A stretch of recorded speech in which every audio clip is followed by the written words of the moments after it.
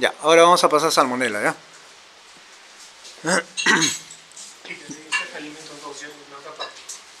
Ya, salmonela es por la ISO 6579, ¿no? Esta es detección de salmonela, ¿ya? Entonces, bueno, ¿qué es la salmonela? Microorganismos que forman colonias típicas o menos típicas en medio selectivo sólido, ¿no? Y que muestran las características bioquímicas y serológicas descritas cuando los análisis se realizan acorde con esta norma, ¿no? Generalmente, ¿en qué está? En determinación de la presencia o ausencia de salmonela en una masa o volumen determinado de producto cuando los análisis se realizan de acuerdo de esta forma, ¿ya? Ok, generalmente las detecciones de salmonela necesita de 4 etapas, ya sucesivas, ¿no? Una etapa de pre-enriquecimiento, uno que es selectivo de enriquecimiento, uno de siembra en placa y otra de confirmación, ¿no? Generalmente el enriquecimiento está dado por lo que es el agua pectonada tamponada, bufferada, de pectona, ¿no? O BPW que le llaman también. O en algunos casos, bueno, para otras metodologías, por ejemplo ICMSF, te piden caldo lactosado, ¿no? Para el enriquecimiento selectivo, digamos, van a utilizar RBS y MKTTN, ¿no? Luego un agar carmogénico, aparecen en placa, ¿no? Ahí lo vamos a detallar qué agares. Luego un agar selectivo para lo que es la confirmación, el agar nutritivo, luego las pruebas bioquímicas y luego se hacen las serologías también, ¿no? Para confirmar el tipo de salmonela. Acá ponemos una nota, puede estar presente en números pequeños y a menudo está acompañada de números considerablemente mayores de otras enterobacterias u otras familias. Por consiguiente, es necesario el pre-enriquecimiento para permitir la detección de números bajos de salmonela o de una salmonela dañada. ¿Ya? Ya, etapa inicial del enriquecimiento, ¿no? De medio no selectivo. Como ya mencioné, se utiliza el agua pectonada bufferada, ¿no? Vamos a pesar 25 gramos de la muestra con 225 mililitros de este diluyente, ¿no? Este de esterilización 1 en 10, como ya conocemos. Se homogeniza 2 minutos con el Stomaker, ¿ya? ¿Qué te dice el método también? Que vamos a incubarlo a 37 grados más o menos 1 grado centígrado durante 18 más o menos 2 horas, ¿ya? Todo va a depender de la matriz y el origen de la muestra. ¿Alguien ha hecho salmonela? ¿Tiene experiencia con salmonela? ¿Alguien de acá? ¿Sí? ¿Cualquier tipo de muestras evaluado? Como no he llegado solamente a esos pasos, lo hidrato con eso y luego lo paso. Ya, pero no llegas a serología. No, serología no. Ah, ya. Solamente en placa nomás te quedas. Esa placa. Ah, ya está. Sí, algunos laboratorios llegan hasta placa, ¿sí? Pero para identificar el tipo de salmonela, pues llegan hasta serología, ¿no? Como dije, hay que ver el origen de la muestra. Por ejemplo, yo no podría utilizar por ejemplo, este diluyente de PW en una muestra de chocolate, por ejemplo, ¿no? No podría hacerlo porque de repente no va a poder aislar la salmonela. Para el caso de chocolates, ¿no? Digamos, de estos lentejitas, ¿no? Que tienen ese relleno de chocolate o cualquier tipo de cacao, se va a tener que utilizar un caldo especial que se llama caldo leche, ¿no? Entonces, es un medio especial el cual te permite poder aislar este tipo de patógenos, pero en este tipo de muestras, ¿no? Como dije, todo va a ser por su tipo de origen de la muestra, cómo ha venido. Por ejemplo, en grasas, en grasas también tienes que no puedes utilizar diluyente simple, digamos, ¿no? Vas a tener que utilizar un aditivo, un twin, ¿no? Que lo utilizan generalmente, que es a un porcentaje, me parece el 80%, que está por ahí, pero inclusive el diluyente tiene que estar tibio, ¿no? No puede estar frío tampoco, para poder ayudar a disolver la grasa, ¿no? Y de repente quizás poder aislar la salmonela, ¿no? Todo eso, digamos, estas notas, observaciones hay que tenerlo en cuenta, ¿no? La metodología también te habla mucho de eso, ¿no? Hay que tratar de leer bien el método para poder empapelarnos y así poder saber cómo trabajar la muestra, ¿no? Porque la salmonela, como ya había mencionado, podemos encontrar en cualquier lugar, ¿no? En cualquier hábitat, digamos, ¿no? y hay que saber, saber trabajar la muestra, ¿no? Aquí, preparaciones específicas de la suspensión inicial para ciertos productos alimenticios, ¿no? Acá está, como ya había mencionado, cacao, productos que contienen cacao, ¿no? Por ejemplo, aquí te dice añalo petonada desforada, 50 ml de caseína, ¿no? O 100 miligramos de leche descremada en polvo, ¿no? El caldo leche. Digamos, hay estas observaciones que le he puesto para que lo tengan en cuenta. En algún momento se encuentra con qué tipo de muestra. Para elementos ácidos también, ¿no? Las notas. Tener en cuenta mucho los pHs también, ¿no? Y lee esta norma ISO a la cual estamos presentando, ¿no? Hay muchos detalles, ¿ya? Aquí un cuadro también que se ha realizado luego de haber hecho el tratamiento, digamos, ¿no? Esta preenriquecimiento que se llama, se va a hacer enriquecimiento. Este enriquecimiento se basa en hacer el pase al caldo Rapaport basileadis, ¿no? Que le llama el caldo RBS, ¿no? Este caldo RBS también tiene verde malaquita, ¿no? Y si no fuera por la presencia de los cloruros, también pues podría causar un daño, digamos, al alimento, lo puede alterar, ¿no? El verde malaquita es muy fuerte, como ya he mencionado, y este medio, este RBS, tiene este componente, ¿no?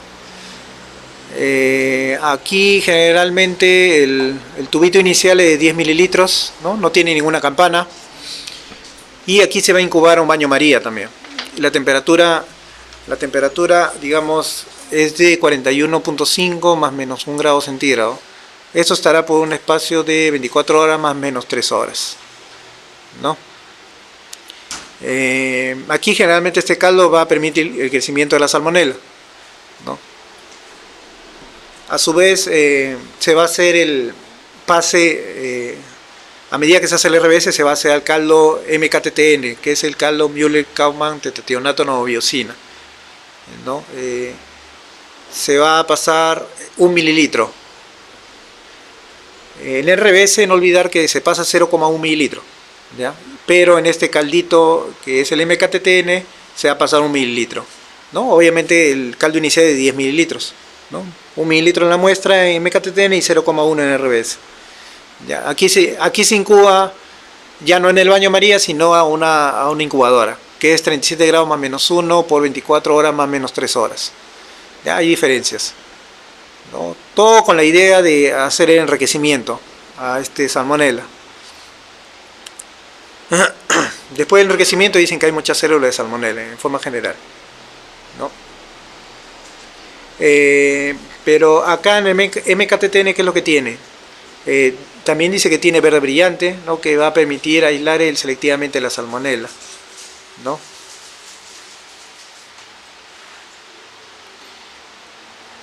Luego, lo que vamos a hacer es estriar en placa, ¿no?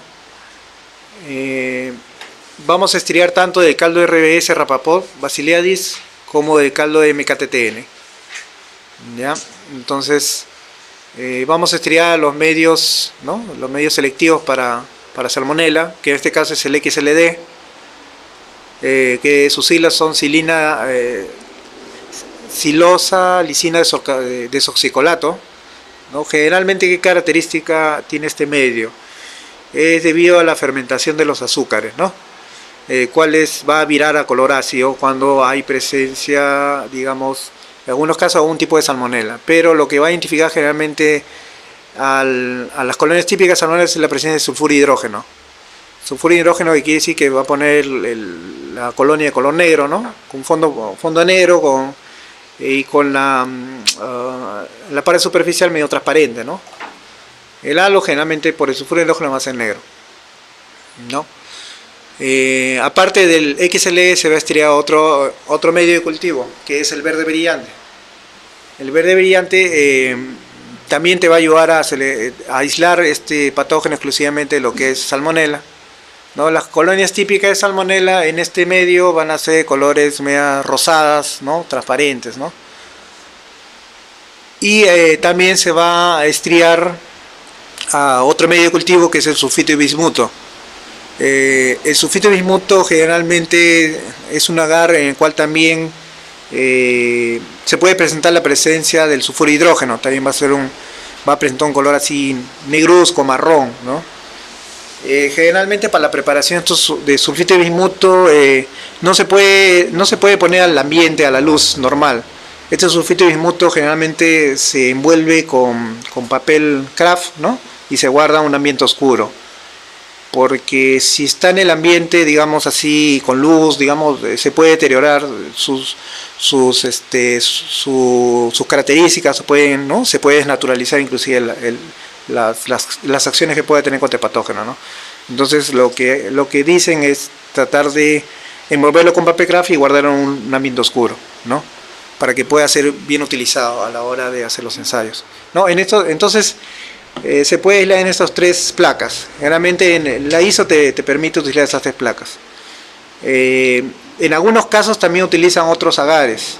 El agar Hepton Enteric también, que es utilizado también para aislar este tipo de salmonela. En todo caso, si es que por OB no se tiene alguno de estos agares o te falta alguno de estos, puedes utilizar el HK, ¿no? El Hepton Enteric, ¿no? Que es una coloración verde también, igual el agar en su etapa inicial, pero cuando hay salmonela sí también es sulfuro de hidrógeno. Te permite aislar el sulfuro de hidrógeno. Es como que un reemplazo del XLE también, ¿no? Pero lo único que no te puede aislar es la acidez, ¿no? La acidez que te da el XLE nada más, ¿no? A ver, continuamos. Esta incubación, me olvidaba, es de 37 grados. Va a 37, un más menos 1 grado durante 24 horas más menos 3 horas, ¿no? Aquí vemos las características del agar, ¿no? En XLD, ahí podemos ver el sulfuro de hidrógeno, ¿no? Que está invadido toda la placa por agotamiento, ¿no?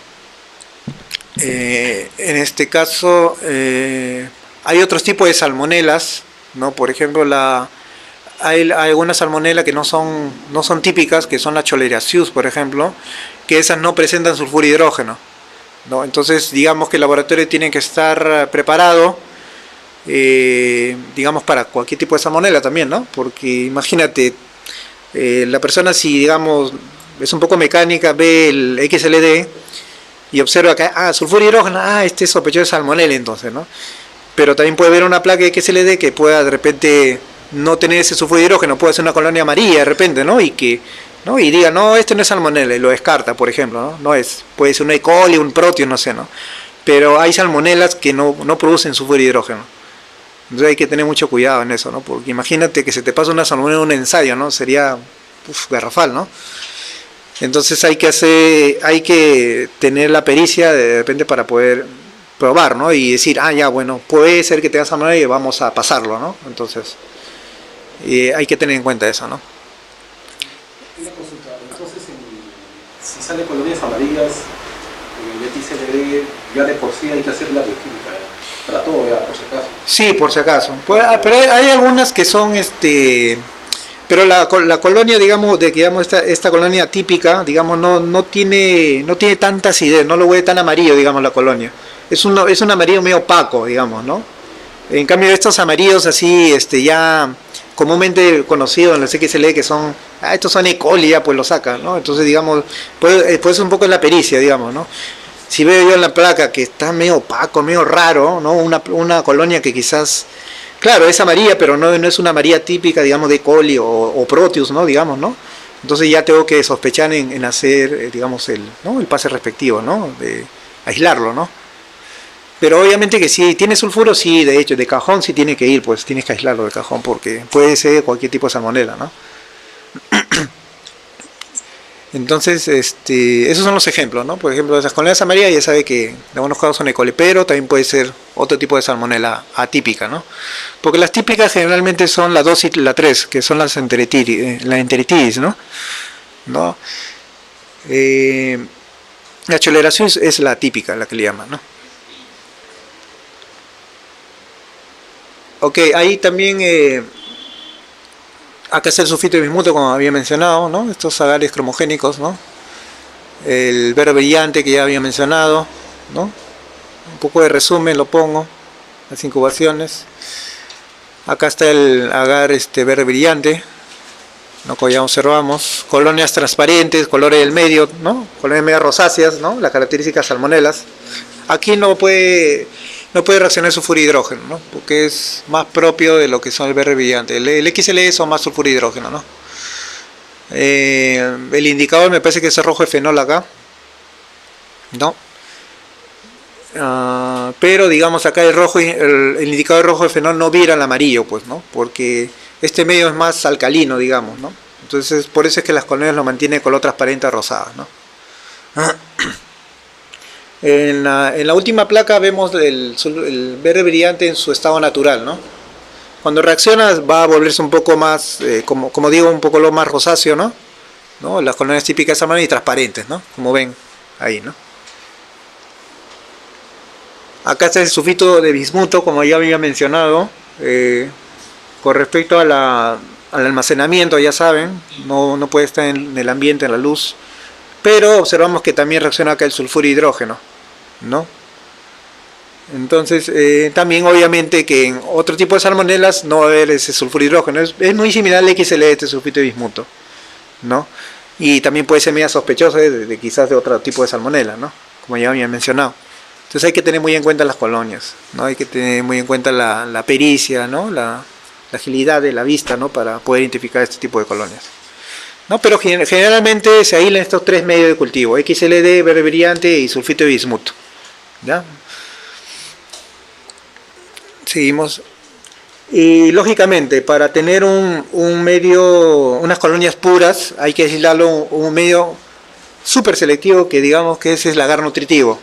Este agar nutritivo te va a permitir aislar colonias puras ya de la misma, porque nosotros no podemos hacer la serología directamente de estos medios, ¿no?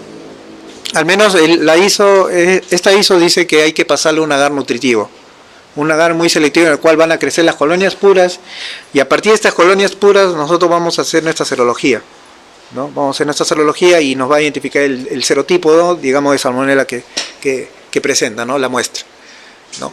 Pero ¿qué es lo que te dice acá? Para la confirmación se va a pasar 5 colonias típicas de agar nutritivo.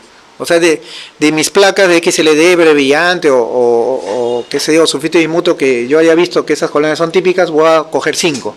Y esas 5 las voy a estriar en 5 placas de agar nutritivo. ¿Está bien? ¿No? Y luego esta placa de agar nutritivo lo voy a incubar a 37 grados por 1 grado, bueno, más o menos 1 grado centígrado, durante 18 o más o menos 2 horas. ¿Ya? Aquí más o menos dice que medio enriquecido en nutrientes para aislar colonias para las pruebas bioquímicas, las pruebas finales, digamos, no para la confirmación. ¿Ya? Ese es el agar nutritivo, se los presento, ¿no? Las colonias van a ser medias blancas, medias cremositas, ¿no? Cuando están en las colonias, digamos, puras, ¿no? Entonces, aquí lo podemos ver en todos sus, ¿no? En toda su manera de estriado. Luego, como un cover sinóptico he colocado, ¿no? Las colonias no típicas, las colonias típicas, ¿no? La confirmación serológica, ¿no? Y la presencia, el resultado final es la presencia, ¿no? del antígeno O el antígeno H en este caso, ¿no? Ya, bueno, como ya mencioné, aquí vamos, también lo que tenemos que hacer, también muy aparte te dice el método de haberlo estriado XLD, verde brillante y sulfito de bismuto, también nos dice que tendríamos que hacer pruebas bioquímicas. ¿Ya? Estas pruebas bioquímicas, el cual nos va a ayudar a determinar el tipo, digamos, voy a hacer la salmonela, digamos, ¿no? No va a ayudar a determinar algún tipo de salmonela, pero no va a ser la confirmación final. La confirmación final, acuérdense que va a ser por medio de la serología. ¿Ya? Acá está el TCI, por ejemplo, el Triple Sugar Iron, ¿no? Es muy parecido al XLD, también es la fermentación de los azúcares. Aquí está la glucosa, la fructosa, ¿no? Y la sacarosa, generalmente, ¿no?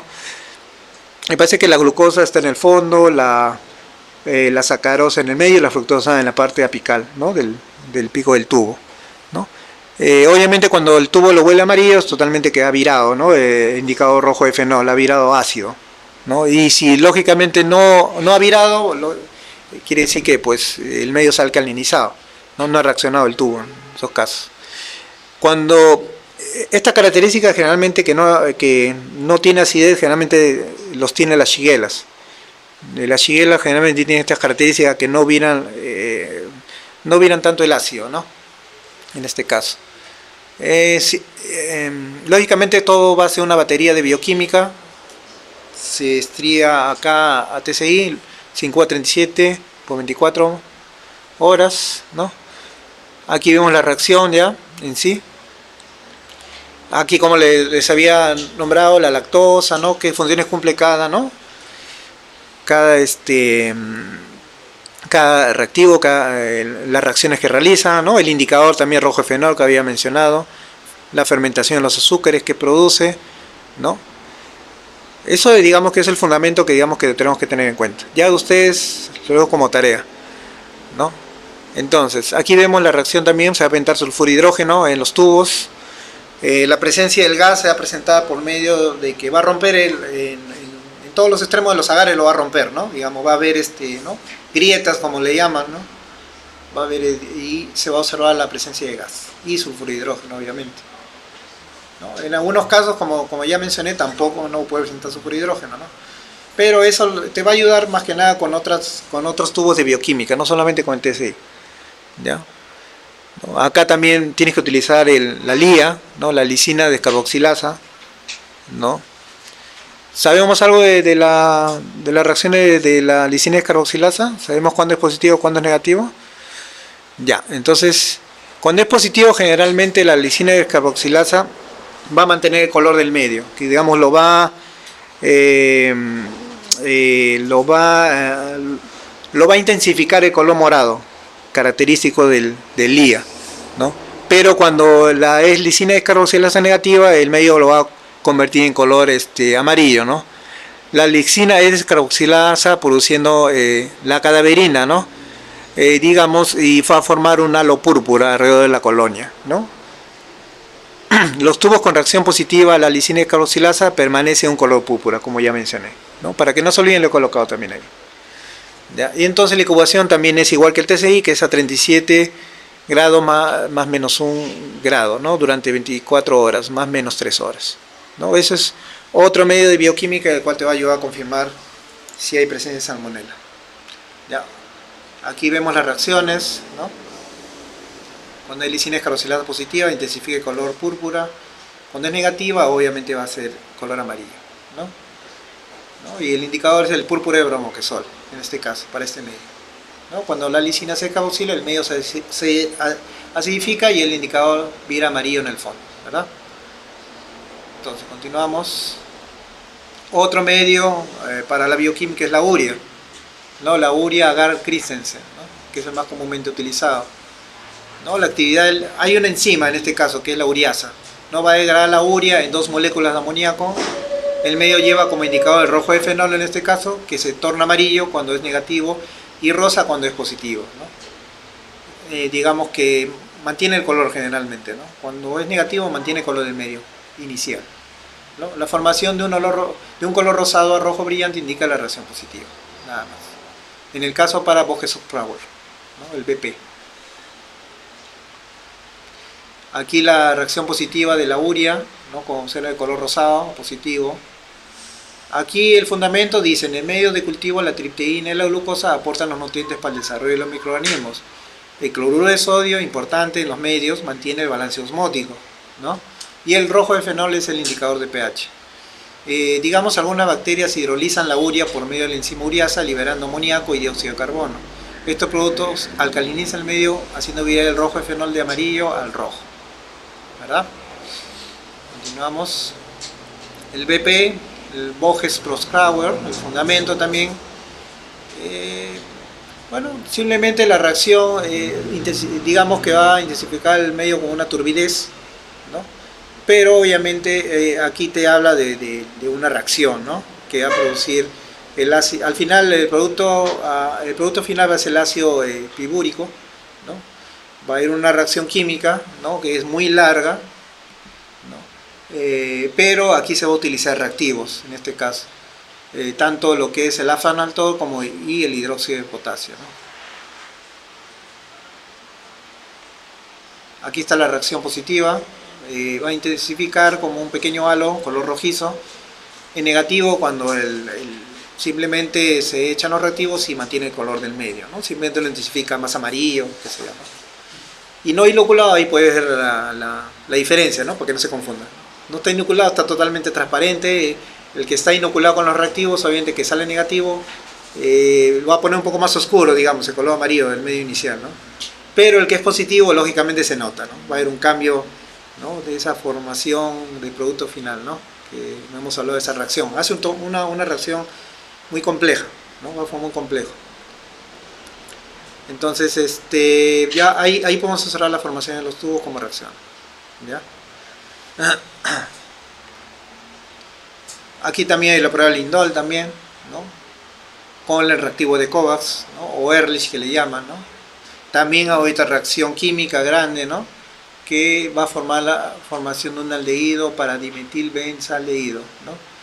O sea, el Lindol más eslasio pibúrico más amoníaco, ¿no? Va a formar este producto final. Pero la enzima el cual va a estar implicada es la enzima triptófanasa, ¿no? Que va a permitir que vaya a producir este complejo, digamos, ¿no? Este aldehído. La prueba del Lindol está basada generalmente en la formación de un complejo rojo, ¿no? Cuando el Lindol reacciona con el grupo aldehído del P-dimetilamino-benzaldehído, ¿verdad? Es todo un complejo, es toda una reacción hay mucha información sobre esto, ¿no? Digamos, que quiere profundizar puede ver las reacciones también, ¿no? Aquí está una salmonela entérica, ¿no? Digamos, Cerobar enteritidis, grupo D, ¿no? Es como se observa, ¿no? En este caso, ¿no? Las reacciones de los 5 tubos que hemos hablado,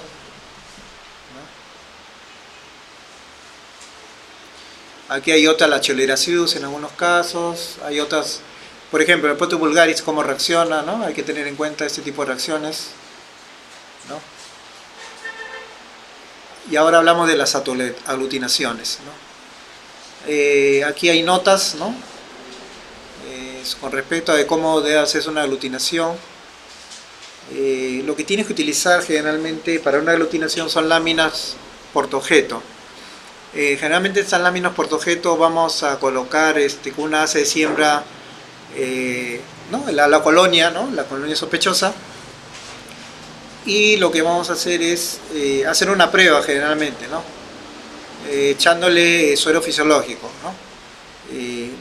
A medida que vamos echando el suero fisiológico lo vamos moviendo en forma circular, ¿no? Con un asa de siembra, y vamos a rotarlo suavemente, ¿no? En esa lámina por unos 30 o 60 segundos, ¿no? Y tenemos que utilizar generalmente un fondo oscuro, ¿no? O sea, tenemos nuestro fondo oscuro negro y colocamos nuestra lámina portojeto encima, ¿no? Generalmente es para ver la aglutinación. Si aglutina, es positivo para tal subespecie de salmonella, pero si no aglutina, quiere decir que es negativo, ¿no? No es específico para ese serotipo de salmonella, ¿no? Eso es lo que generalmente es ese procedimiento en sí para la serología, ¿no? Aquí lo vamos a ver con fotografías.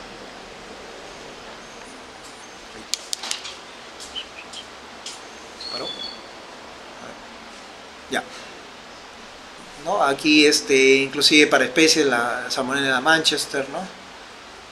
Las ATCC también, Proteus también igual. Generalmente los Proteus lo utilizan como una cepa negativa, ¿no? Para control negativo, realmente los Proteus, ¿no? Obviamente que para los controles positivos se utilizan la salmonella 2 y la salmonella 3, ¿no? Confirmación serológica, ¿no? Aquí dice, para la detección de la presencia de los antígenos de salmonella O, B y H se realiza a partir de las colonias puras. Las colonias puras hablamos de que tenemos que hacerlo a partir de nuestro agar nutritivo. ¿Recuerdan cuando hablamos del agar nutritivo que se va a utilizar este agar para poder obtener las colonias puras? De ahí me hago mi serología, ¿no? Ahí obtengo mi colonia de agar nutritivo, ¿no? Y hago mi serología, ¿no? Porque no lo va a poder hacer de mi medio de TCI, milía, ¿no? Obviamente que no. Tenemos que aislar, después de esos tubos de bioquímica, tenemos que aislar los agar nutritivos para que sean colonias puras, y de las colonias puras poder hacer nuestra serología, ¿verdad? Entonces eso es lo que nos quiere decir. Aquí dice, mediante la aglutinación en láminas con los sueros adecuados y después de que las cepas aglutinadas hayan sido eliminadas, utilice los antisueros según las instrucciones del productor y fijen las descritas a continuación. Bueno, también tiene que ver mucho de la casa comercial en el cual vas a utilizar este tipo de, ¿no? de serologías, ¿no? De estos antígenos, mejor dicho, ¿no? Generalmente los más utilizados son la O y la H.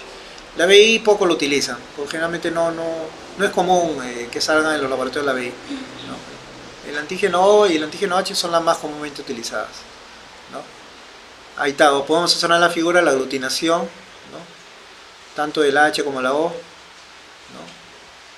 Por ejemplo, en mi control, también para la aglutinación se utiliza el control negativo.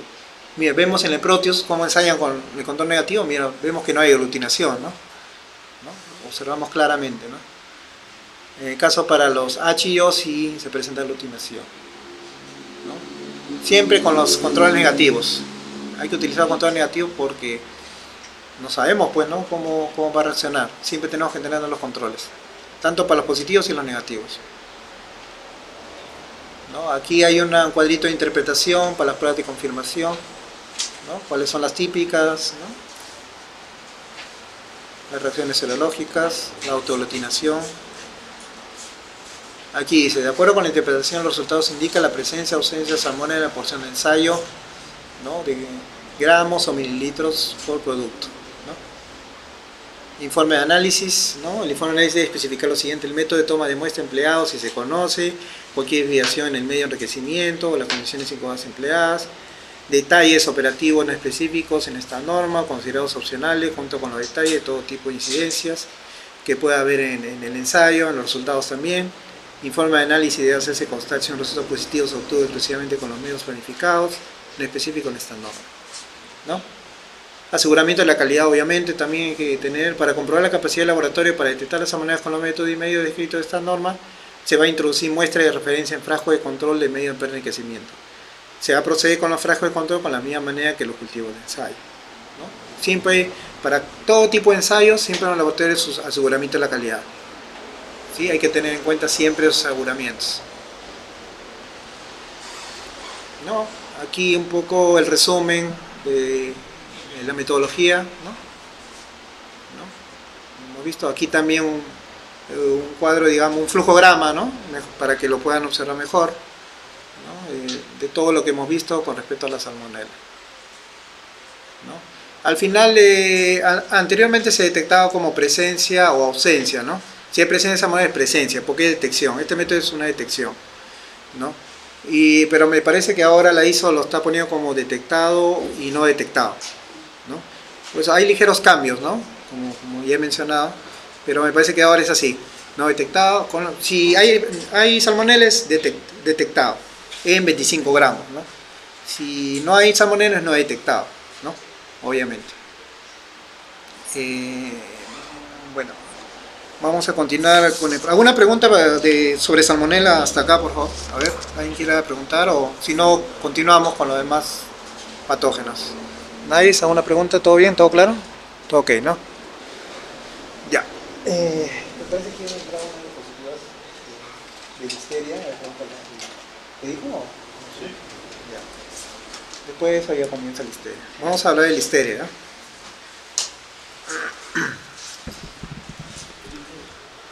A ver. Ya.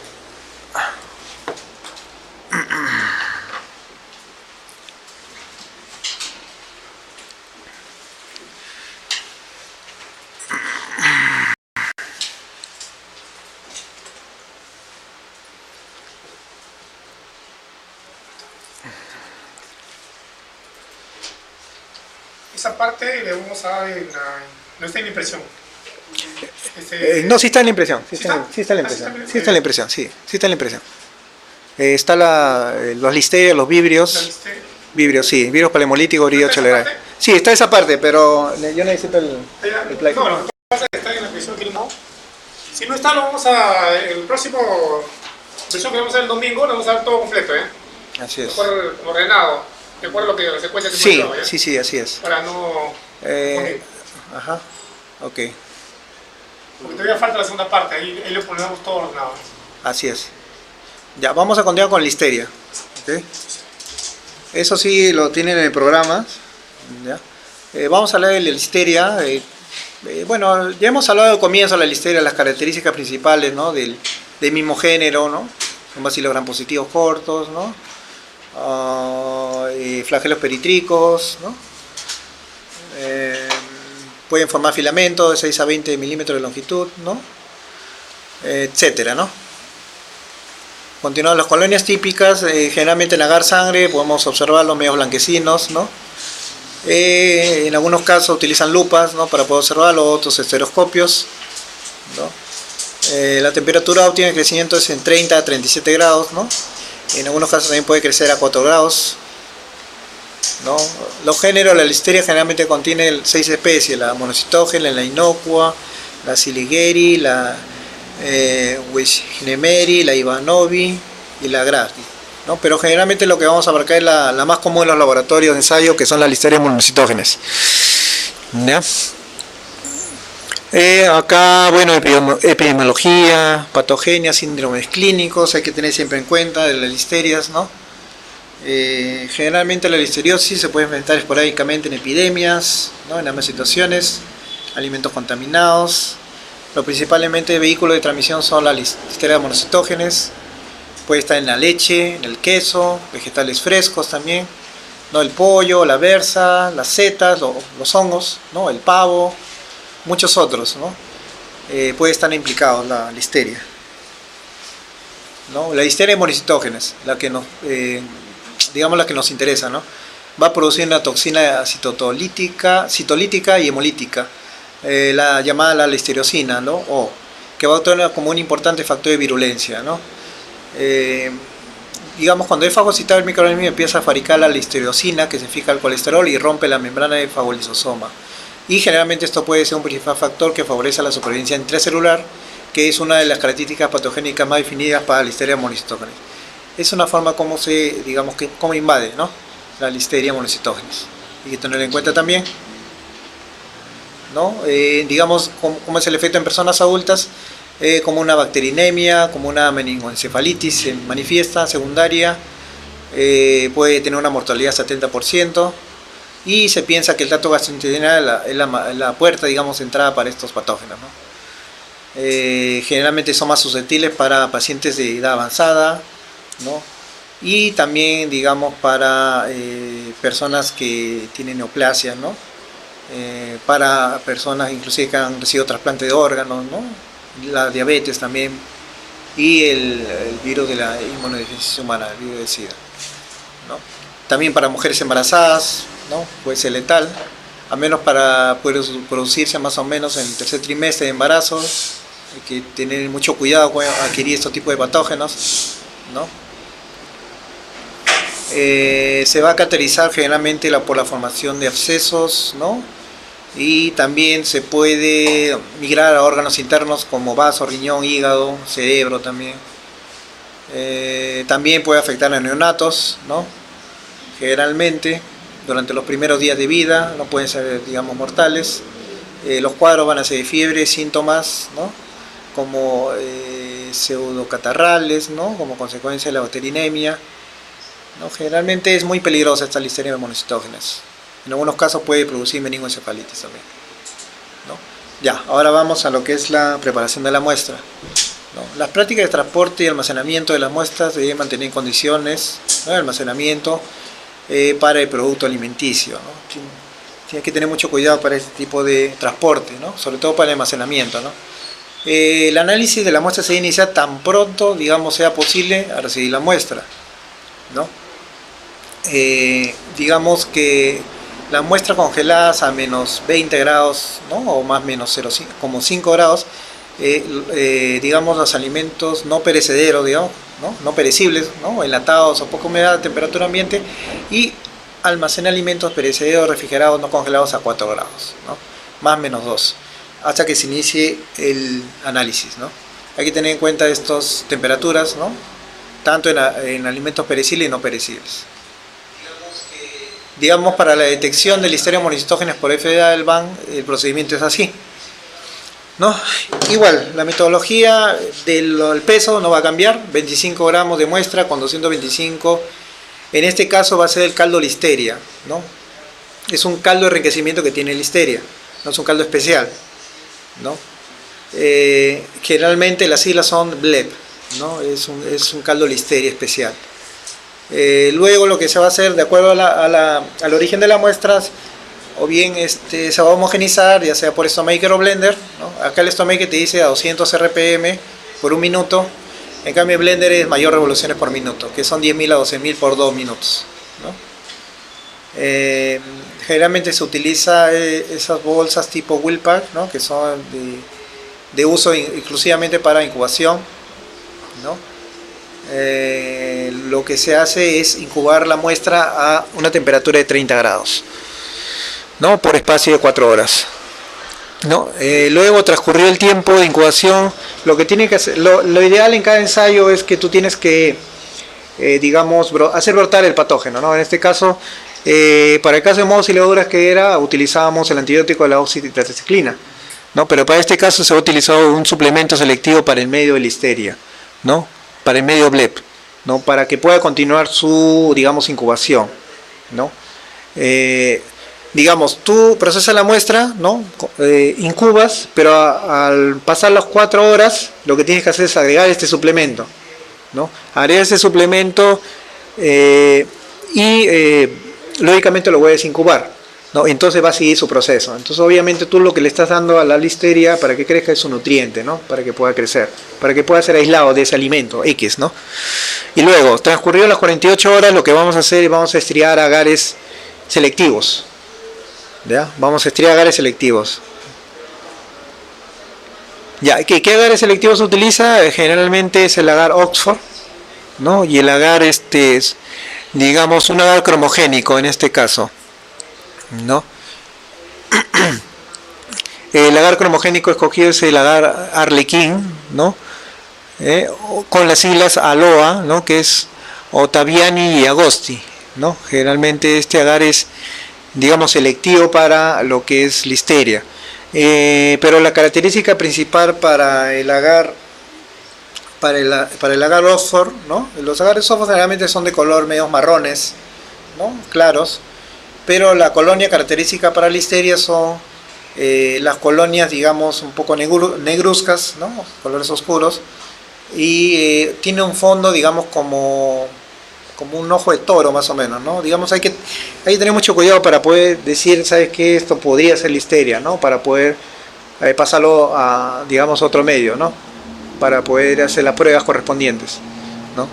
Pero generalmente tiene este color, este ennegrecimiento del medio, ¿no? En la agar Oxford, ¿no? Generalmente esas colonias miden de 2 a 3 milímetros, ¿no? Colores grises a negros, ¿no? Con un halo negro y un centro hundido, en este caso. Esa es la característica en el agar Oxford. Pero en agares, por ejemplo, del cromogénico, podemos ver que las colonias típicas de listeria son de 1 a 3, ¿no? Y son de color, digamos, medias azul, verdoso, digamos, ¿no? Entonces, si vemos esta característica de la colonia, vamos a estar, digamos, sospechando que tiene presencia de listeria, ¿no? Entonces, bueno, adicionalmente también para el Listeria ivanovis tiene un halo opaco alrededor de la colonia nada más, ¿no? Si tiene el halo presenta esta característica, podríamos sospechar un ivanovis, pero la más común es la monocitógenes, ¿no? Ya, ¿alguna pregunta? ¿Todo bien? ¿Continuamos?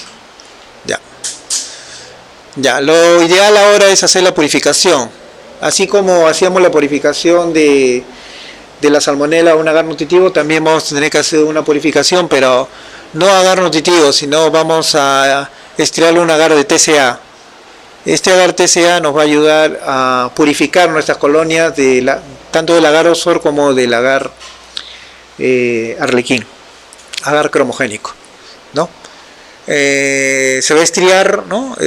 Digamos, con la finalidad de tener colonias puras, y se va a incubar a 35 grados por 24 horas, ¿no? Y se va a observar las colonias de color blancos, no convexos. Generalmente cuando se purifican en este tipo de agares selectivos, digamos, las colonias siempre van a ser medias blanquecinas, ¿no? blanquecinas, ¿no? Medias así convexas, lisas, ¿no? Tienen de 1 a 3 milímetros de diámetro. Y obviamente te piden una prueba de beta-hemólisis, de nagar sangre, que esté al 5%, ¿no? Generalmente para la detección de Listeria monocytogenes también se tiene que detectar por medio de agar sangre, ¿no? Se tiene que observar la hemólisis, ¿no? La hemólisis es muy fácil de detectar, ¿no? Si lo puedes detectar a trasluz, puedes colocar tu dedo atrás de la placa, ¿no? Y si tu dedo trasluce la observación de la placa, quiere decir que estamos en presencia de una formación de una hemólisis, ¿no? Una beta-hemólisis en ese caso, ¿no?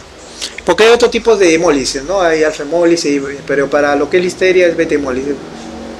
Alfa-hemólisis me parece pues, más lo utilizan para lo clínico, creo que parece para estreptococos, neumonía, me parece, ¿no? Ahí generalmente está el alfa-hemolítico, ¿no? Pero en este caso para beta-hemólisis está lo que es la Listeria, ¿no? Aquí dice, bueno, ambas, tanto para las colonias puras como el agar sangre, se van a incubar, ¿no? A 35, ante 24 a 48 horas, ¿no? Igual para el caso del ¿cómo se llama? El TCA, se va a incubar a 35 en este caso por 24 horas, ¿no? Digamos el agar sangre se queda más tiempo incubado. Luego, este cultivo puro de TCA nos va a ayudar, nos va a permitir poder hacer la identificación bioquímica. La identificación bioquímica lo hacemos por medio del API, ¿no? Hay algunos laboratorios que tienen tienen un programa que puede ser el API Web, en el cual le permite colocar, digamos, la serie, automáticamente sale la identificación de la bacteria, ¿no? Pero bueno, otros laboratorios que quizás no tengan este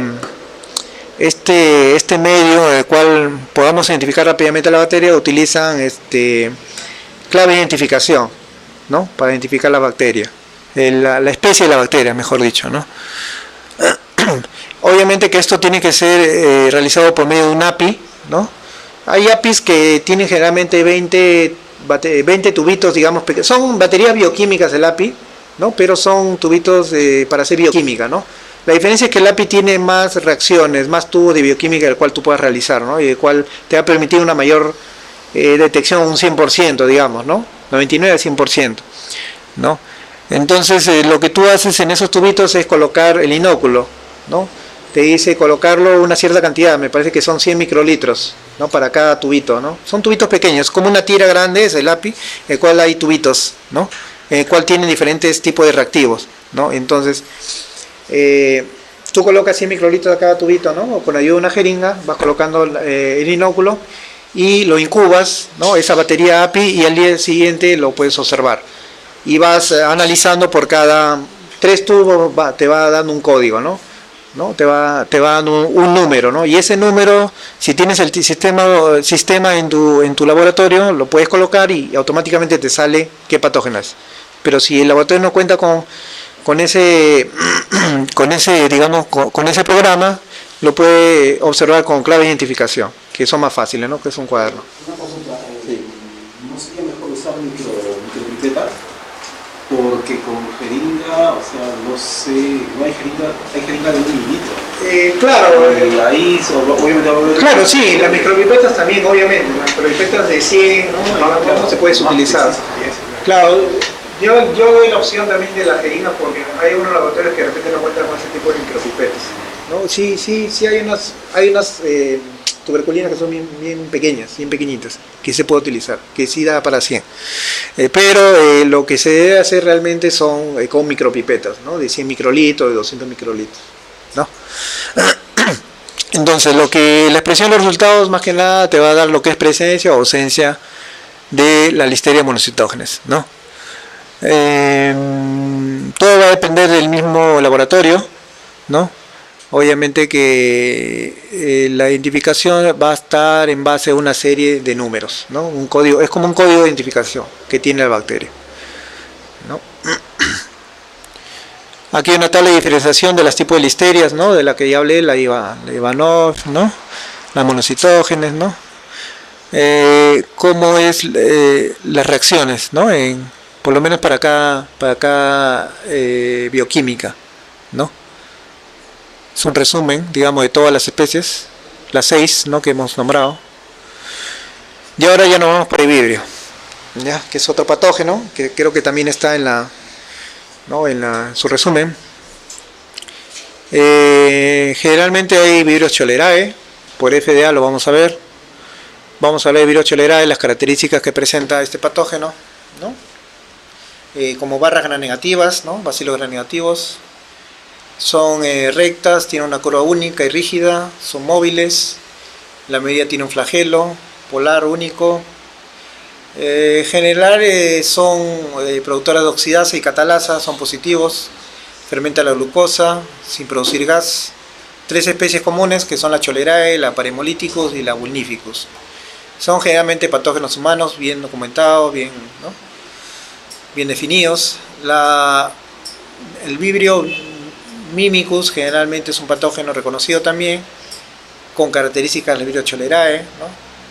Pero la única excepción es la capacidad de poder fermentar sacarosa, ¿no? Hay pequeñas diferencias, pero lo que más nos interesa acá en el laboratorio es el Vibrio cholerae y el Paremolithicus, ¿no?, que es lo que te piden generalmente de aislar, ¿no? La cholerae, la especie típica del género Vibrio, es el agente causante de los brotes de la epidemia de cólera, ¿no? Varias propiedades bioquímicas, poder aislarlo, antigénicas también. Y generalmente se pueden diferenciar de otras especies de vibrio, digamos, excepto la Mimicus, debido a su requisito obligatorio de ion sodio, en este caso. Hay algunas especies, ¿no?, en el caso de la cholerae necesitan mucha cantidad de sal para poder crecer, ¿no? En el caso del Paremolítico no necesita esa cantidad de sal, ¿no? La distribución y fuente de contaminación de los vibrios de cholerae, generalmente donde se encuentran en los gran número de las heces de los pacientes que tienen cólera, convalecientes de enfermedad que se transmite principalmente por vía fecal oral, ¿no? Propagación directa de persona a persona, ¿no? Generalmente los brotes de cólera se cree que están en varios países de los Estados Unidos. Generalmente también se dice que es debido al consumo de mariscos crudos, ¿no?, donde podemos encontrar estos vibrios, ¿no?, que están poco cocidos, contaminados, ¿no? También, digamos, las especies de vibrio representan una proporción significativa de las infecciones humanas por consumo de mariscos crudos, poco cocidos. En algunos casos, un estudio de la Florida sobre enfermedades por consumo de mariscos y crudos, que las siguientes especies en orden descendente son la frecuencia que tienen: Paremolithicus, cholerae, Vulnificus, Holisae, bueno, otras que no son propias por la región geográfica, Fluvialis y cholerae, ¿no? Almacenamiento de la muestra nos interesa también, ¿no? Generalmente esos productos deben enfriarse automáticamente después de la recorrección de 7 grados a 10 grados centígrados, ¿no?, para poder, digamos, analizarla, ¿no? En algunos casos pueden venir, las muestras generalmente al laboratorio vienen congelados, ¿no? Pero si vienen congelados, obviamente no los vamos a trabajar congelados, ¿no? Hay que, digamos, estabilizarlo a una temperatura adecuada, ¿no?, como dice acá, de 7 a 10 grados. Entonces, cuando tiene esa temperatura, vamos a recién trabajarlo, la muestra, ¿no? Porque generalmente vienen al laboratorio, son potas, ¿no? Mariscos, ese tipo de muestras vienen, ¿no?, al laboratorio para detectar vibrio, ¿no? Sí. Las muestras que van al laboratorio, por más que esté refrigerado, hay un tiempo límite el cual después ya no, digamos que en caso que tú des muestra, ya digamos que ya no le van a hacer el análisis. No, claro, lógicamente, sí, tiene una cantidad de tiempo nomás. No debe pasar las 4 horas, al menos para los congelados. Claro, hay algunos laboratorios que sí lo dicen para 24 horas, pero generalmente estos productos generalmente para lo que es vibrios, generalmente se tiene que hacer rápidamente. Va a depender entonces Sí, va a depender del tipo de muestra también, ¿no? Entonces el tipo de requerimiento, porque estos congelados sí automáticamente se multiplican rápidamente. Si esperamos 24 horas es demasiado. sí, hay casos donde tú das la mitad del pago y te dicen que tienes que completar el pago, si no, Así es, el análisis así es. no corre. Sí, así es. Entonces tienes hasta 24 horas y no te puedes Así es, así es. Pero lógicamente si tú quieres un resultado, digamos, a 100%, ¿no? 99%, tienes que tener en cuenta estos detalles, ¿no? De que tiene que ser automáticamente, no debe pasar de 4 horas, generalmente congelados con respecto a eso. Porque los congelados sí son los que crecen logarítmicamente, rápidamente, ¿no? Se multiplican, ¿no? Si pasa más tiempo, ¿no? Entonces, como dije, lo ideal es tener una temperatura adecuada, ¿no? De entre 7 a 10 grados, ¿no? Para poder trabajar la muestra. Porque congelado en sí congelado no puedes trabajarlo porque el marisco o el pescado, qué sé yo, va a venir durísimo, pues, ¿no? Porque está congelado. Entonces tienes que esperar a que se adecue esa temperatura, ¿no? Bueno, ya puedes colocar la muestra, digamos, en un ambiente con agua, ¿no? Pero bien protegido la muestra, ¿no? Para que se pueda deshielar, como dicen, ¿no? Entonces ahí recién cuando está deshielado, digamos una temperatura, ¿no? Toma la temperatura y si ves que está en ese rango, puedes trabajar la muestra, ¿no? Pero, digamos, la preferencia no pasar ese tiempo, de las 4 horas, ¿no? Bueno, creo que alguna pregunta que Sí. dice, ¿cuánto tiempo máximo conservada a 20 grados centígrados, menos 20 grados centígrados, después de tomar la muestra se puede realizar el análisis de listeria? Liliana Flores Peralta. Sí, para esos casos la listeria sí puede conservar hasta 24 horas, ¿no? Porque no son como congelados, como lo que es el virus que justamente estoy explicando, ¿no? Sí tiene la posibilidad de ser 24 horas, porque, por ejemplo, un ejemplo de casos son los espárragos, ¿no? Los espárragos pueden, como son vegetales, pueden, ¿no? Digamos que la listeria puede estar almacenada, ¿no? Y puede durar, digamos, hasta el día siguiente. Claro, digamos que es relativamente perecible, pero puede, digamos, resistir, ¿no? Digamos, hasta ese tiempo, ¿no? Pero lo que son casos de congelados sí se tiene que realizar automáticamente los ensayos, tienen que realizar. Ya. Entonces, aquí mira, inclusive dice acá eso, a pesar de la reconocida fragilidad de los vívidos, ¿no? A extremos de calor y frío, ¿no? Su supervivencia se ve aumentada bajo refrigeración moderada, pero digamos ya te pone una condición, ¿no? Entonces, cuando se requiere el almacenamiento congelado de la muestra, se recomienda una temperatura de menos 80 grados inclusive, ¿no? En todo caso, si es posible, dice, ¿no? O sea, te pone una restricción, ¿no? Las especies de vivo, como muchas otras bacterias nativas, crecen en presencia de niveles relativamente altos de sales biliares. Son facultativamente anaeróbicos y crecen mejor en condiciones alcalinas, ¿no? El aislamiento de los alimentos se facilita mediante el uso de medios formulados con un pH alcalino. Entonces, el diluyente a escoger es el caldo APA, en este caso la pectona alcalina, ¿no? Que se usa comúnmente para aislar estas especies de interés, ¿no? Ya no vamos a utilizar ni buffer, ni agua pectonada bufferada, ¿no? Ni caldo lister, ni nada de eso. Vamos a utilizar lo que es la pectona alcalina o el caldo APA, que le llaman, ¿no? En el laboratorio lo van a escuchar como caldo APA, ¿no? Entonces, 25 gramos de la muestra con 225 mililitros de caldo APA, incubamos la muestra y lo que hacemos directamente es el aislamiento, ¿no?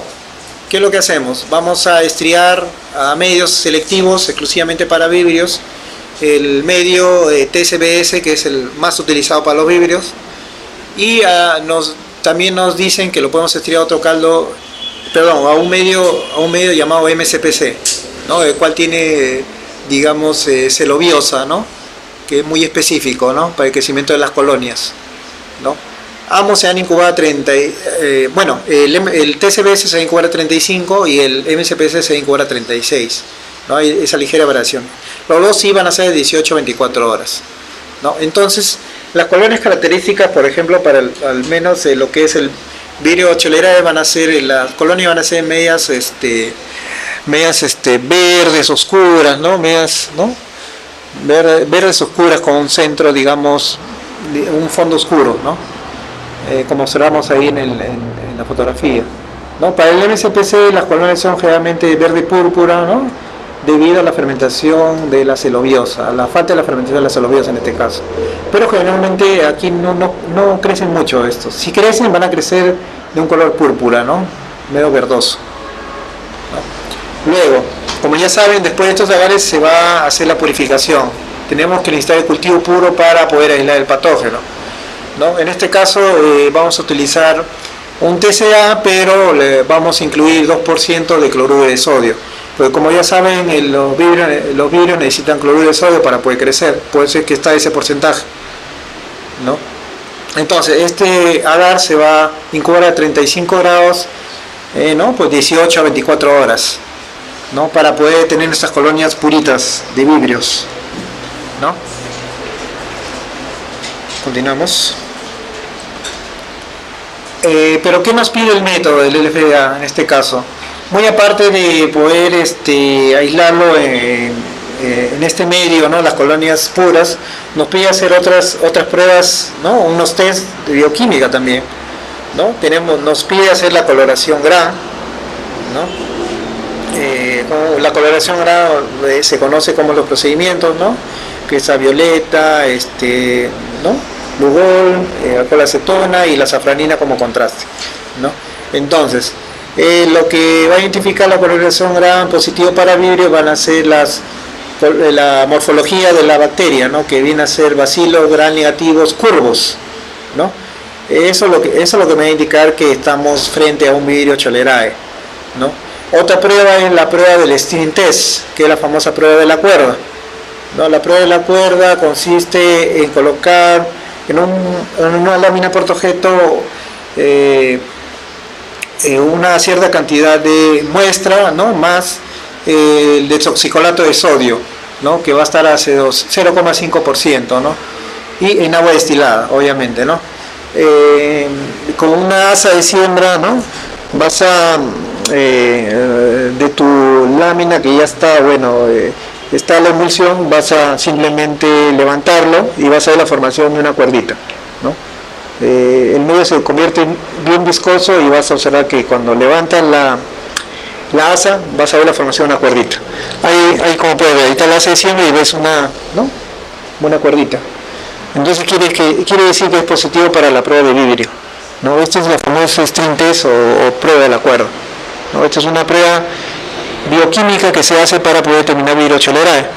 Y también se hacen las pruebas de tolerancia salina. La tolerancia salina consiste en utilizar baterías de tubos de triptona con cloruro de sodio, ¿no? Entonces esto también te va a ayudar a determinar la presencia de vidrio cholerae, ¿no? Estos tubos también se incuban a 35 menos 2 grados por 18 a 24 horas. Entonces, también la oxidasa, en este caso también la oxidasa también te ayuda a determinar el tipo de vidrio. En este caso vendría a ser la oxidasa positiva, ¿no? La intensificación del reactivo nada más es, generalmente para las oxidasas utilizan un papel filtro, ¿no? Colocas 1 o 2 gotas del reactivo en ese papel filtro y colocas la muestra, ¿no? Entonces vas a ver el cambio de color, o también puede ser viceversa, ¿no? Puedes colocar primero la muestra en el papel filtro y después el reactivo, ¿no? Te puedes ayudar generalmente con una asa de plástico o puede ser con un con un moradiente esos de maderita, ¿no? Un pedazo, ¿no? También te puedes ayudar a hacer esa prueba de oxidasa, ¿no? Y la positividad va a ser la intensificación del reactivo, la oxidasa, un color así bien púrpura, bien, ¿no? Bien intensificado. Bueno, más el aislamiento de las colonias puras del TCA más cloruro, más estas pruebas bioquímicas. Entonces, lo que hago a partir de mi colonia pura de TCA más cloruro, hago mi prueba de API, ¿no? También hago mi prueba de mi batería de API en este caso. Acá es justo lo que yo le decía. No sé si ven la primera en el gráfico, digamos, de ese código, ¿no? Para vidrio cholerae, por ejemplo, cada 3 tubitos me dice un número, ¿no? Primero, si primer tubo me salió positivo, ¿no? Entonces voy a considerar como 1, ¿no? En el segundo me salió negativo, como me salió negativo y supuestamente yo lo consideraba como 2, no lo voy a sumar. Pero el último tubo del tercero me salió positivo, que quiere decir que equivalente a 4. Entonces la suma de 4 más 1 de mis positivos va a ser 5. No sé si se dan cuenta. Entonces ya tenemos mi primera serie. Y así sucesivamente cada 3 tubos voy evaluando, ¿no? Mi batería bioquímica, de acuerdo a las reacciones, ¿no? Obviamente que tenemos que tener un manual en el cual nos diga cómo va a reaccionar cada prueba, ¿no? Cada componente, digamos, ¿no? El citrato, el sulfuro de hidrógeno, la urea, el TDA, la glucosa, ¿no? obviamente que son como 20 tubitos, ¿no? En bioquímica. Este digamos que es un ensayo completo, el API. Generalmente también utilizado en el área clínica, que lo utilizan bastante. Y en alimentos también, obviamente, es muy bien utilizado, ¿no? Entonces, tenemos nuestro código 5343024, ¿no? Y vamos al sistema y nos confirma que es Vibrio cholerae. Como ya hemos visto, ¿no? Como ya hemos visto como en el API web lo sacamos como Vibrio cholerae de la especie, ¿no? De acuerdo a este código. Continuamos. ¿Esa metodología se puede aplicar para cualquier tipo de microorganismo? El FDA te permite solamente en este aspecto utilizar el API para el FDA, ¿no? Pero sí lo puedes utilizar para otro microorganismo, pero es de acuerdo a tu metodología. Si tu metodología te permite, lo puedes utilizar. Pero por una especie de, digamos, que el laboratorio quieras confirmarlo por cuenta del laboratorio, lo pueden hacer. Lógicamente es una prueba bien específica, ¿no? Que te va a ayudar a determinar la especie, ¿no? Pero sí tienes que tener en cuenta si es que tu método te lo permite, ¿no? Todos trabajamos con el método, ¿no? El FDA sí te permite hacer API, ¿no? Ajá. Y acá dice Gloria Flores, dice un comentario, dice Vibrio cólera en Agave, CBS son coleras amarillas, no verdes. Ah, ya, sí, así, son colonias amarillas. En el caso de las verdes son para virus parahemolíticos, ¿no? Entonces está claro. Son colonias amarillas. Lo que es Vibrio cholerae son colonias amarillas, pero lo que es virus parahemolíticos son verdes. Así es. Sino que estamos viendo parahemolíticos también acá. Acá también, acá Liana Flores Planta que dice que sí son verdes, sí, parahemolíticos. Ajá, sí, así es. Sí. Tanto para cholerae como para hemolíticos hay diferencias, nada, ¿no? Acá justamente lo íbamos a ver también, ¿no? Para lo que es para hemolíticos, aquí la causa principal de diarrea de terinamia es asociada al consumo de mariscos, ¿no? También informe de la Florida, de Estados Unidos, cestuarino, halófilo, que se encuentra en aguas costeras, en regiones templadas, ¿no? Generalmente la ubicación geográfica, aquí se habla, ¿no? Luego, lo que es el ensayo, aquí el FDA te dice 50 gramos de la muestra, 450 mililitros de diluyente de PBS, ¿no? En este caso, y se va a homogeneizar a 8000 RPM por un minuto. Aquí, obviamente, después de lo que es la incubación, va a pasar también a los agares ya mencionados, ¿no? Tanto como para virus parahemolítico, para virus cholerae se utilizan el TSBS y el MCPC, ¿no? La diferencia es que en el cholerae crecen colonias amarillas y en el parahemolítico van a ser colonias verdes, ¿no? Y lo que es el MCPC, las colonias van a, si no fermenta la celobiosa, van a ser, digamos, colores verdosas, púrpuras, más o menos, ¿no? Pero generalmente el aislamiento lo hacen el TSBS, ¿no? Aquí también te permite el API, ¿no? La interpretación, ¿no? Tu batería bioquímica, ¿no? Hay ensayos adicionales también, igual, parecidos a los vibrios cholerae, ¿no? Te va a permitir identificar, ¿no? Ahí está el procedimiento en sí, cómo se hace un API, la inoculación en la galería, ¿no? Preparación de inilóculo, ¿no? Te dice a cuánto tienes que incubarlo también, 36 grados, más o menos 2 horas, 18-24 horas, ¿no? Aquí también te especifica, ¿no? E inclusive para algunos de los reactivos, ¿no? Citrato, ¿no? BP y gelatina, ¿no? Se llena el tubo con 200 microlitros, te dice, por ejemplo, ¿no? Entonces son detalles que tienes que tener en cuenta. También para otros tipos de reactivos también te dice tienes que echar un reactivo alterno, ¿no? Por ejemplo, dentro de esa batería también está el BP, ¿no? Y el BP ustedes saben que tiene que echarse un reactivo, ¿no? Para que reaccione. Y también es lo mismo para esta batería de API. Hay que echar digamos una cantidad de reactivo, ¿no? Tanto que puede ser afanastol o lo que es el hidróxido de potasio, ¿no? También se cuenta con eso, pero solamente son pocos reactivos, son 2 o 3, ¿no? BP o MRP también, inclusive, ¿no? Son los que necesitan esos reactivos. Para usar el API, lo que es el medio, o sea, se tiene que preparar el suelo, diluyente, algo así, para colocar en cada Claro, para obtener las colonias puras tienes que utilizar suelo fisiológico para hacer la purificación. Obviamente eso de la colonia que supuestamente... Claro, claro, tu colonia y en el suelo fisiológico tú lo disuelves, ¿no? Ya. Y a partir de eso vas a hacer tu...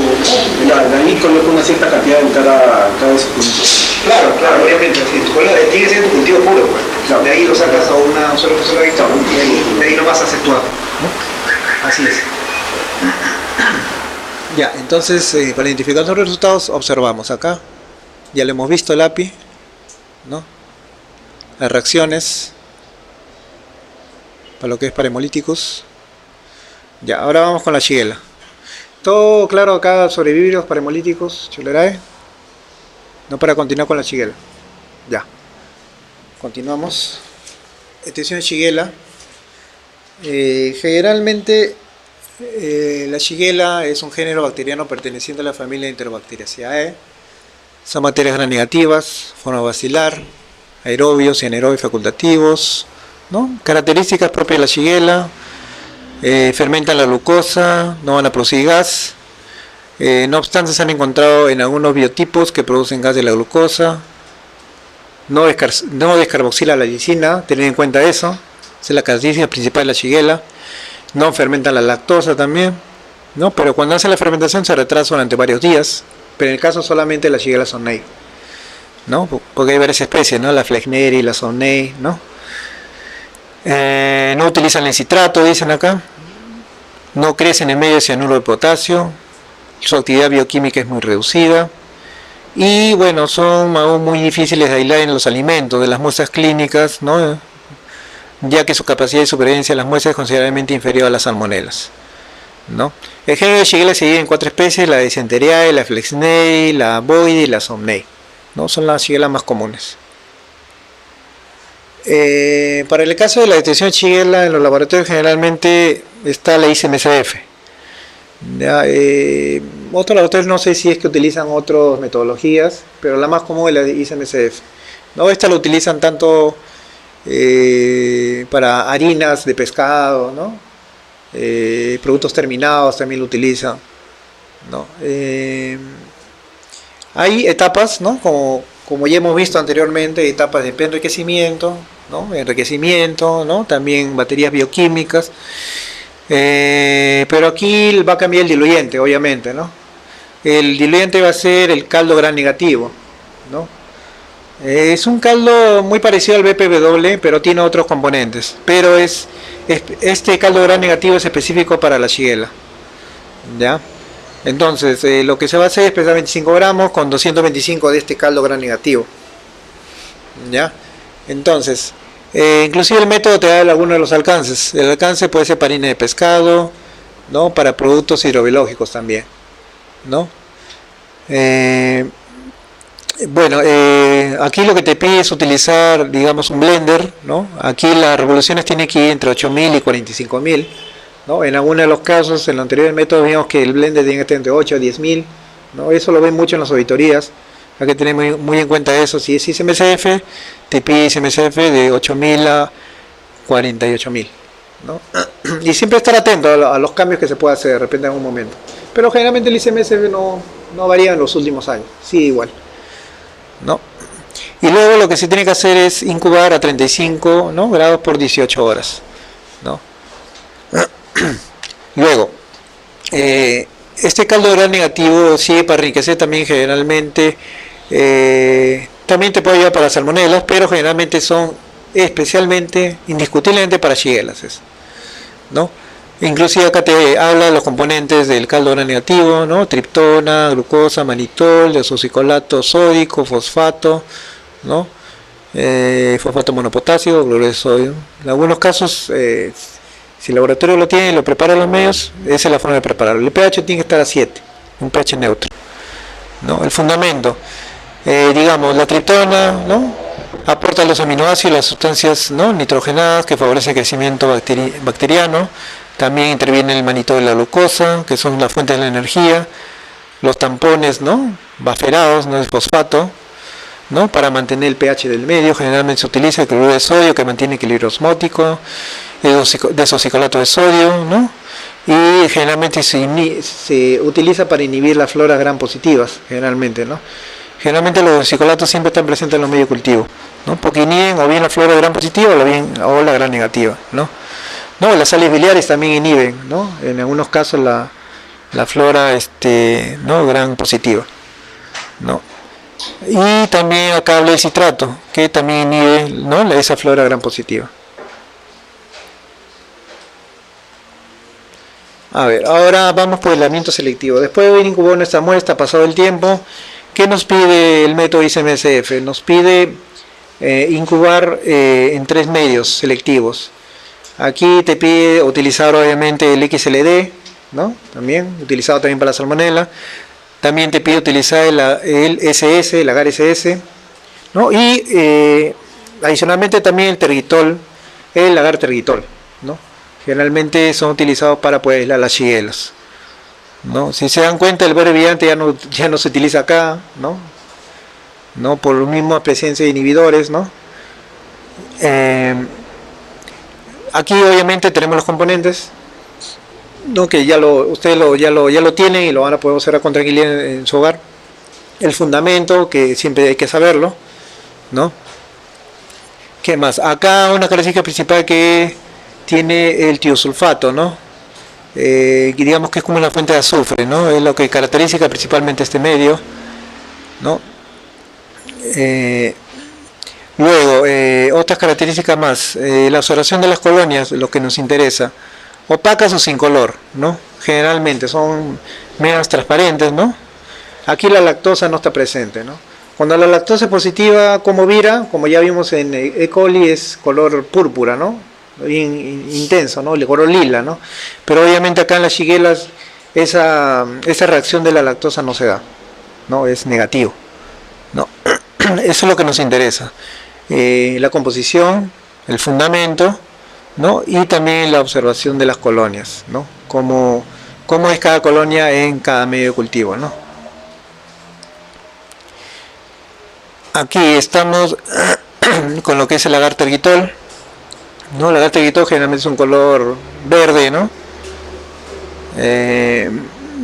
También los componentes contiene proteasa. ¿Qué más? Tiene lactosa, azul de bromotimol también, ¿no? Como indicador de pH, ¿no? El tergitol obviamente lo contiene. ¿Por qué contiene eso? Porque inhibe la flora gram positiva en este caso, ¿no? Se sabe que las shigella son bacilos gram negativos, ¿no? Aquí nos dice que el tergitol 7 actúa inhibiendo la flora, ¿no? Que se encuentra, ¿no? Que son, digamos, gram positivos, ¿no? Es muy importante este componente. Digamos que los microorganismos son capaces de fermentar la lactosa, ¿no? Que dan la acidez al medio, produciendo colonias amarillas, ¿no? En este caso, sí va a fermentar la lactosa, ya que, por ejemplo, el XLE no fermenta la lactosa, no va a virar amarillo. Pero en este caso sí, el tergitol sí tiene esta capacidad de poder fermentar la lactosa. Entonces, ¿las colonias de qué color van a ser? Amarillas, ¿no? Entonces, aquí dice, los que no son capaces de fermentar la lactosa van a seguir siendo alcalinos en este caso, ¿no? O van a mantener el color del medio, ¿no? Generalmente eso caracteriza a todos los medios de cultivo, ¿no? Digamos también esta variación del color en el medio es debido a la reacción con el indicador de pH, también con el azul de bromotimol, que es el indicador que cambia de verde neutro a amarillo o azul en algunos casos también. Puede también llegar a un color azulino, ¿no? Tanto amarillos como azulinos, ¿no? El fondo azul. Pero para el caso de las shigella, la observación en sí de la colonia para la confirmación de shigella te dice la coloración es azul, ¿no? Como vemos al lado derecho, ¿no? Si hay ácidos, amarillo, obviamente, pero para positividad de las colonias de tergitol shigella es azul. Continuamos, acá vamos con el XLD, ¿no? Acá no fermenta la lactosa, las colonias son transparentes, ¿no? Color del medio cultivo, obviamente, ¿no? Composición del XLD, fundamento del XLD, ¿no? En sí, los 3 azúcares, como ya mencioné, la producción de los ácidos, ¿no? Pero la shigella no va a fermentar estos ácidos, todo va a ser negativo, no va a fermentar ni glucosa, ni fructosa, ni sacarosa, ¿no? Entonces hay que tener en cuenta eso. También para las reacciones de tubo de TCI también, ¿no? Te puede servir. No fermenta la lactosa. Los azúcares, los carbohidratos, mejor dicho, ¿no? Entonces, aquí la observación de las colonias de la shigella son de color rojo a rosa, ¿no? Generalmente son de 1 milímetro de diámetro. Las colonias con centro negro pueden ser género de Proteo, Salmonella o otro tipo de bacterias, ¿no? La Arizona dice acá en este caso, ¿no? Entonces sabemos que las shigella no reaccionan con sulfuro de hidrógeno, ¿no? Entonces ya sabemos cómo reaccionan en XLD. Ya, acá está el SS, ¿no? También los componentes, extracto de carne, ¿no? Sales biliares, ¿no? Esos son los que inhiben los gram positivos, ¿no? Lactosa, ¿no? También tenemos el fundamento del medio, ¿no? Para todo tenemos que tener fundamento y qué está conformado el medio, ¿no? ¿Cómo se detecta la producción de sulfuro de hidrógeno en este caso? Aquí con el citrato férrico de amonio, ¿no? Es lo que caracteriza principalmente este agar, ¿no? Aquí digamos el agar es el agente, digamos, solidificante, ¿no? La observación de las colonias de la shigella van a ser opacas o sin color, ¿no? Ahí podemos observar cómo reacciona en el SS, ¿no? Y obviamente este agar también te va a servir en algunos casos para salmonella también, ¿no? Pero es más utilizado en shigellas, ¿no? Porque el SS significa salmonella shigella, ¿no? Entonces, así va a reaccionar en este medio de cultivo. ¿Ya? ¿Alguna pregunta hasta acá? ¿Una duda? Ya, continuamos. Ahora, después de haber, digamos, inoculado en estos agares selectivos, va a venir la identificación bioquímica, ¿no? Digamos, se va a utilizar el agar TCI, se puede sembrar por estría o puntura, y esto se va a incubar a 35 grados, ¿no? Por espacio de 12 horas, puede reaccionar en ese periodo de tiempo, ¿no? Entonces, en algunos casos nos dice, ¿no? Puede seleccionar también 5 colonias, ¿no? Sospechosas para cada medio selectivos y purificarlos, ¿no? Es como habíamos hablado del TCA más cloruro, ¿no? El TCA o el agar nutritivo, ¿no? En este caso dice que los podemos obtener colonias puras en el agar McConkey, ¿no? El agar McConkey, que también tiene sales biliares que inhibe el crecimiento de los gram positivos, ¿no? Generalmente acá fermenta lactosa cuando es presencia de coli, ¿no? Bien notorios los McConkey utilizados en la área clínica también, ¿no? Y se incuba también a 35 grados, ¿no? También a 35 a 37 grados también y 24 horas, de incubación, ¿no? Podemos tener colonias puras a partir de McConkey también, ¿no? Podemos hacer nuestra bioquímica a partir de McConkey, ¿no? Aquí, como observamos, el McConkey también qué es lo que contiene, ¿no? Ahí está la lactosa como principal medio, ¿no? Componente, lactosa positiva como Escherichia coli, ¿no? La acidez, la lactosa negativa como alcalinidad que no reacciona, ¿no? Está bien claro en cómo reacciona en McConkey, ¿no? Arriba se puede observar pues la placa inicialmente cómo se prepara, ¿no?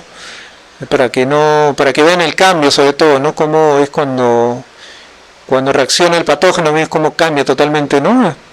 El medio, ¿no? El medio cambia de color totalmente, ¿no? Entonces, la lactosa negativa, ¿no? Como ya dije, Salmonella, Proteo, Shigella, van a utilizar la peptona en su lugar formando amoníaco, lo cual incrementa el pH del medio alcalino, formando colonias blancas sin colores. Observación de las colonias en Shigella, opacas o sin color, ¿no? Aquí, entonces, hablamos del fundamento también del TCI, pero bueno, ya lo hemos hablado anteriormente con respecto a los azúcares, ¿no? Cómo reacciona, ¿no? Fermentación de los azúcares, no olvidarse, ¿no?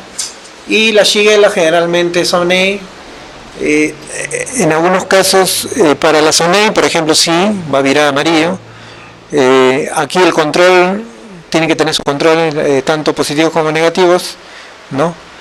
Entonces, aquí la Shigella son la lactosa, sucrosa, En estos casos va a ser negativo, pero positivo para la glucosa, ¿no? Como ya mencioné, la glucosa se encuentra en el fondo del tubo, ¿no? Tanto la lactosa, la sucrosa, la fructosa están en la parte del pico, ¿no? Entonces para la Shigella sonei, digamos que es así, caso Orea, generalmente característico de Shigella, ¿ya?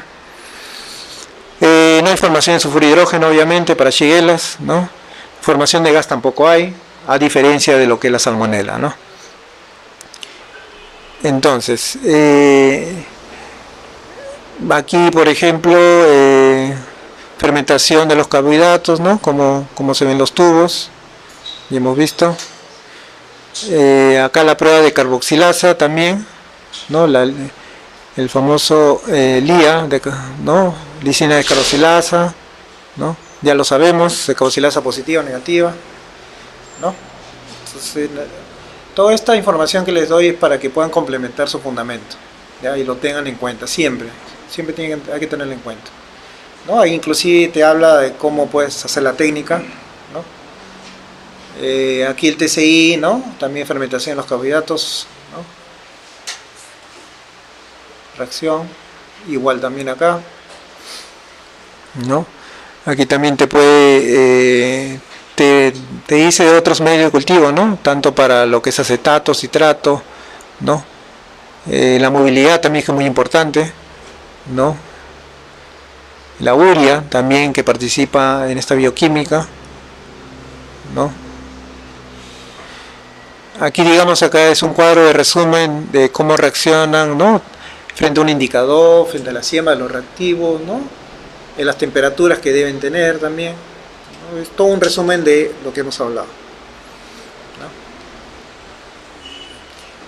Y obviamente, como muy parecido a la salmonela, tenemos que determinar el tipo de Shigella, ¿no? Por medio de la serología también. Generalmente la Flexneri y la Sonei son las que más utilizan para estas identificaciones de antisueros, ¿no? Es lo mismo el procedimiento para la aglutinación. Utilizas tu portaobjeto, ¿no? Obviamente con tu suero fisiológico, ¿no? Pruebas sus antígenos, ¿no? La aglutinación te va a determinar la positividad, la no aglutinación, ¿no? El negativo, ¿no? Obviamente hay que observar si es que hay un falso positivo también. Hay que ver que aglutinen bien, ¿no? ¿No? El patógeno, ¿no? En todo caso, si es que no se ve a simple vista, te puedes ver con la ayuda de un estéreo o una lupa, ¿no? Para tener la certeza que hay aglutinación, porque a veces hay aglutinaciones que son bien, ¿no? Bien tenues, bien finas, ¿no? Que pareciera que no estaría aglutinado, pero con los estéreos, con las lupas, te ayuda bastante para confirmar la aglutinación, ¿no? Entonces, a tener en cuenta eso, ¿no? Aquí también un cuadro de resumen con respecto a las reacciones, ¿no? Las características de los medios. En general, acá el reporte de resultados va a ser como positivo o negativo para Shigella, ¿no? Detección de Shigella, ¿se detecta o no se detecta también, ¿no? Todo un resumen para que lo tengan. Y eso es todo. Si es que hay alguna pregunta, pueden, ¿no? Seguir con respecto a lo que hemos expuesto. Con respecto a lo que es la bacteria ácido láctica, lo voy a hacer el siguiente domingo, ¿no? Porque es largo y el tiempo ya se nos ha ido un poquito. Bueno, creo que acá también, por último, le voy a mencionar la salmonela para terminar, para parar un poco los tiempos, ¿no? Habíamos visto la salmonela por la ISO, ¿verdad? Pero en cambio esta es la salmonela por la ICMSF, ¿no? Digamos, este es un cuadro, digamos así, como un pequeño flujograma, ¿no? Un resumen, ¿no? La diferencia con la ISO, con la ICMSF, por ejemplo, en la ISO, ¿qué utilizaba? Agua petonada baferada, ¿no? ¿Verdad? O BPB-doble, como le llaman. En este caso, en la ICMSF, ¿qué te dice? Tienes que utilizar el caldo lactosado. El caldo lactosado es el mayormente también comúnmente utilizado en los laboratorios, caldo lactosado. Puedes utilizar caldo lactosado, ¿sí? Si es que no tiene baferado. Ya, lo que haces es incubar de 35 a 37, pero de 18 a 24 horas en este caso, ¿no? Ese es tu, digamos, preenriquecimiento, ¿verdad? Entonces, en la etapa de enriquecimiento, ¿qué es lo que te dice? Aquí no vamos a utilizar, digamos, el RBS como el MKTTN, ¿recuerda? Aquí vamos a utilizar ya el caldo selenito, vamos a utilizar, y vamos a utilizar también el caldo tetationato. ¿Ya? El caldo tetationato verde brillante, como se llama, ¿no? Estos caldos, digamos que los caldos iniciales van a ser 10 mililitros, ¿no? Se prepara 10 mililitros de caldo cada uno, pero la muestra que vas a colocar va a ser de 1 mililitro. O sea, la muestra incubada, ¿no? Vas a sacar 1 mililitro y lo vas a echar a esos caldos, a cada uno de los caldos. Entonces, ambos caldos los vas a incubar al baño María. Esto va a ser a 43 grados, ¿no? Por espacio de 24 horas, ¿no? Totalmente diferente a lo que es el ISO, ¿no? Si se dan cuenta, ¿no? Después de eso se va a estriar agar verde brillante y a sulfito de bismuto, ¿no? Eso es lo que te pide el ICMSF, ¿no? Se va a incubar a 35-37 grados por espacio de 24 horas. Luego se va a seleccionar las colonias típicas de salmonela, ¿no? Entonces nosotros en ese aspecto con la ISO sí son iguales, porque lógicamente tú ya sabes cómo son las colonias salmonela, como ya lo hemos explicado, ¿no? Y también sabes a qué medios vas a pasar, ¿no? Vas a utilizar el TCI, ¿no? La LIA, la urea, ¿no? Entonces, digamos, si por ahora el laboratorio no tiene, digamos, triptón, ABP, ¿no? Puedes utilizar los tres. Con los tres basta para poder identificar, digamos, una salmonela, ¿no? En los tres me refiero al TCI, la LIA y el otro medio, la urea, ¿no? Con los tres, digamos, puedes identificarlo, ¿no? Entonces, esa selección de colonias típicas de salmonela se va a hacer la bioquímica y también el ICMS te pide la serología al final. Es la misma que, digamos, que hemos explicado en la ISO, no hay ninguna variación. Solamente la única variación va a ser, como digo, en el diluyente y, digamos, en los medios de digamos, en el enriquecimiento, ¿no? El selenito cistina y el tetationato, ¿no? Verde brillante, ¿no? Pero van a ser 10 mililitros, ¿no? Y con esto ya, digamos, tenemos que tener en cuenta todos los métodos de ensayo. Si es posible, ayúdense con los fundamentos, ¿no? Con la composición de cada medio. Eso va a ser muy útil, digamos, para su carrera profesional o, digamos, para los que se quieran dedicar a lo que es microbiología de alimentos. El ambiente de aguas también es interesante, ¿no? Análisis microbiológico de aguas también es otro rubro amplio que es muy interesante y del cual ustedes pueden dedicarse. Pero lo que es alimentos, al menos en esta primera parte hemos tratado de poder plasmarlo, ¿no? Para que ustedes puedan entenderlo, ¿no? Si hay alguna otra pregunta, damos por concluida esta primera parte. Ya en la siguiente clase vamos a completar algunos ítems que no hemos completado, porque es un poco más amplio, porque ya vamos a ver superficie, ¿no? No me quedó claro respecto a veo que en todos los ensayos hay una parte donde se emplea bioquímica.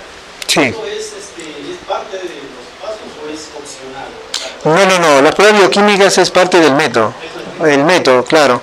Por ejemplo, o sea, te digo, ve de internet y mira el FDA BAN, vas a ver que ahí están las bioquímicas, ¿no? Todo lo que te pide, digamos. O sea, lo que yo te he plasmalizado acá, lo que te he explicado, están dentro del método. El método lo dice, hacer estas pruebas, ¿no? Bioquímicas, claro, ¿no? Para poder confirmar, ¿no? Como te digo, tanto el ICMSF en algunos casos es, digamos, no te piden estas pruebas tan exhaustivas como el FDA. Yo recomiendo que entres a internet de FDA BAN y vas a ver que tanto lo que es método de coliforme, digamos de estáfilo, lo que es bacillus, lo vas a encontrar y te vas a dar cuenta que te piden mucha bioquímica, ¿no? Que son más exhaustivos, ¿no? Para poder identificar la bacteria. Para ellos cada método es diferente, como tío, tiene diferente metodología, ¿no? Entonces, la idea es salir el patógeno un 99-100%, pues, ¿no? Si no, no existirían los métodos, ¿no? Normalizados, pues. Ajá, así es. ¿Hay más? Una pregunta de Gloria Flores. Para la ICMSF, en la parte de la serología se emplea el caldo H. Caldo H. Sí, El antígeno H será. Sí. Antígeno H, sí, claro, es para antígeno O y para antígeno H también. Para identificación. ¿Podría dar una ampliación de esto? Sí, normal. Va a haber algunos papers de lectura, el cual también se va a ampliar sobre esta información. En el transcurso de la semana se lo va a enviar a su correo. Ya, entonces eso sería de la lectura que vamos a poner en la forma. Sí, también lo vamos a poner en la forma, sí. También para que ella tenga mucha más información también sobre eso, ¿no? Pero sí, generalmente para la zoología son antígenos. El antígeno A y el antígeno H se detecta generalmente para el tipo de salmonela. Ok. ¿Sí, más preguntas? Bueno, si no hay más preguntas, damos por concluido esta primera parte. ¿Ya? Y ¿Hay más preguntas? A ver, si depende por ahí. Hemos dejado en la plataforma virtual, bueno, damos concluida la primera parte, un fuerte aplauso para nuestro